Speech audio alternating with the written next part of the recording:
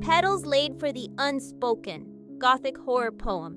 Petals were laid with deliberate hands, not in haste, not in grief loud enough to be noticed, but gently, as if sound itself were forbidden. Pause. The room remembers this ritual. It remembers every return, every time the vase was adjusted by a trembling touch, every time the candle was lit with the same quiet hope that something, anything, might finally be said. Pause. The flame flickers, unsure of its purpose. It was not lit to guide the living, nor to honor the dead. It was lit to witness. Slow. Flowers gather here, not blooming, but enduring. Their colors are not vibrant. They are restrained. Ivory dulled by time, burgundy heavy with withheld emotion. Petals curled inward, as if listening to secrets the room refuses to release. Pause. Nothing in this arrangement is accidental. Each stem bends under a familiar weight, the weight of what was felt but never allowed to cross the lips. Breath. This table has seen waiting, long waiting, the kind that erodes intention until only habit remains. Dust settles softly, as though it too fears disturbance. Lace lies abandoned, its threads frayed like unfinished thoughts. Petals fall, not because they are dying, but because even flowers cannot hold silence forever.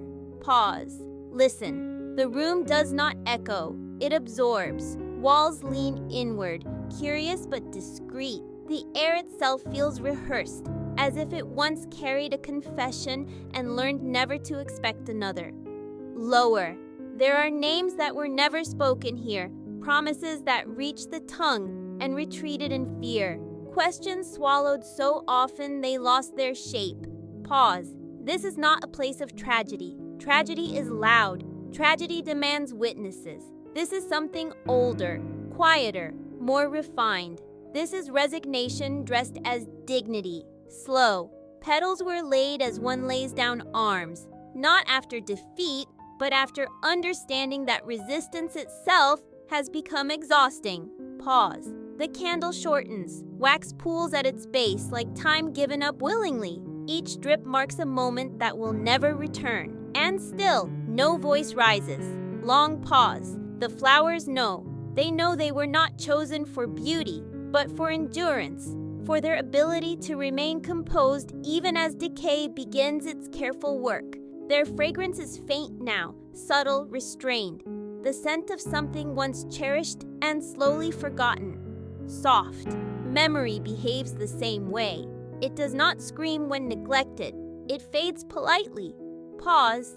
How many times did the thought appear fully formed, only to be dismissed for the sake of peace? How many truths were softened until they no longer resembled themselves? Lower. Silence is not empty. It is crowded with revisions, with apologies rewritten endlessly, with endings that never earned the courage to arrive. Pause. Petals were laid not to mark a grave, but to mark restraint, a silent agreement between heart and fear.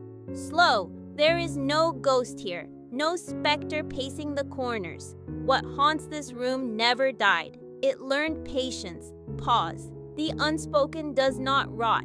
It roots. It settles into the cracks of routine, into the folds of politeness, into the spaces between sentences where honesty might have lived.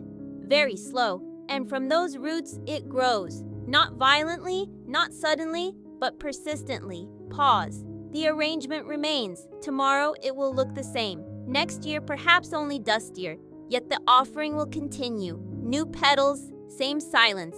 Soft petals laid again, and again, and again. Long pause, until the room no longer waits, until even memory grows tired, until the unspoken is all that remains. Final whisper like, petals laid, for what was never said and never will be.